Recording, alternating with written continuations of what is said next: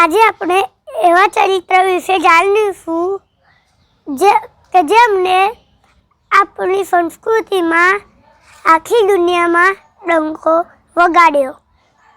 તેવું દૈવી ચરિત્ર એટલે કે સ્વામી વિવેકાનંદ।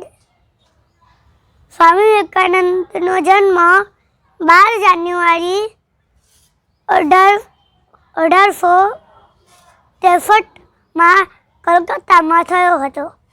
સ્વામી વિવેકાનંદના નાનપણનું નામ નરેન્દ્રનાથ દત્ત હતું। તેમના પિતાનું નામ વિશ્વનાથ દત્ત હતું અને તેમના માતાનું નામ ભુવનેશ્વરી દેવી હતું। તો ચાલો આજે આપણે એમના જીવનના થોડાક પ્રસંગો જોઈએ। સ્વામી વિવેકાનંદ જ્યારે વિદેશ ગયા ત્યારે તેમના લોકો તેમનું સ્વાગત કરવા આવ્યા।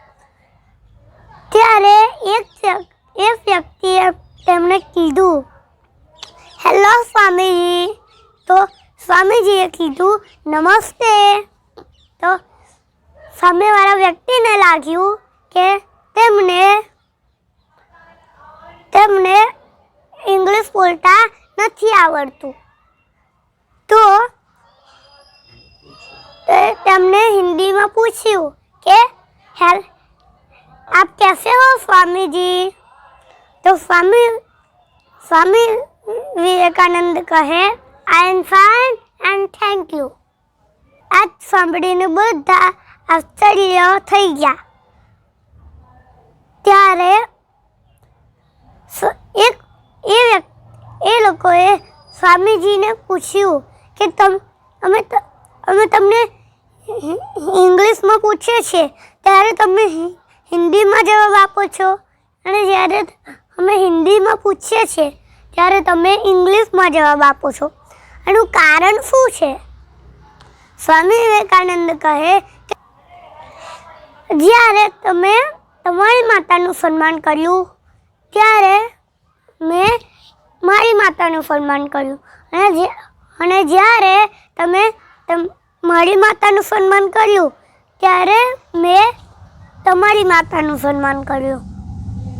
આ પ્રસંગ પરથી જાણવા મળે છે કે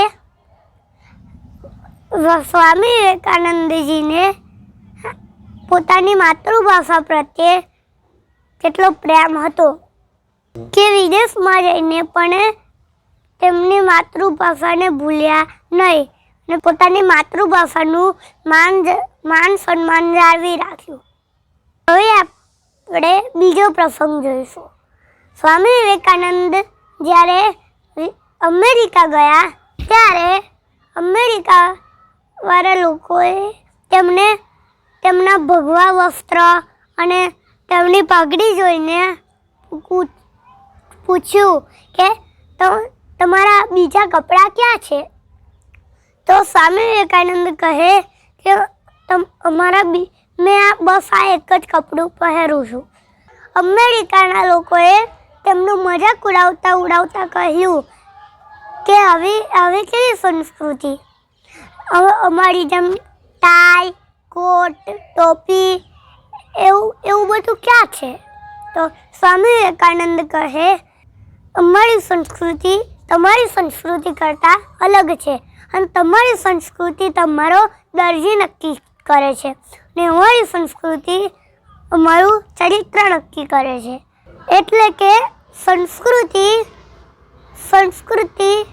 વસ્ત્ર પરથી નહીં પણ ચરિત્રના વિકાસ પરથી નક્કી થાય છે।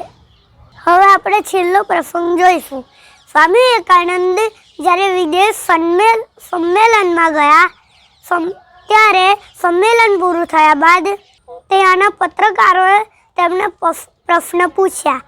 ત્યારે એક પત્રકારે તેમને કહ્યું, તમારા ભારતમાં કયા નદીનું પાણી સૌથી સ્વચ્છ છે? તો સ્વામી વિવેકાનંદ કહે કે યમુના। એ પત્રકાર કહે કે તમારા ભારતીય લોકો તો એમ કહે છે કે ગંગા નદી સૌથી સ્વચ્છ છે। તો સ્વામી વિવેકાનંદ કહે, તમને કોને કીધું કે ગંગા નદી છે? ગંગા અમારી માં છે। અને ગંગાનું નીર પાણી નથી, અમૃત છે. જો તમને મારો વિડીયો પસંદ આવ્યો હોય તો લાઈક અને શેર કરી દેજો. જય માતા.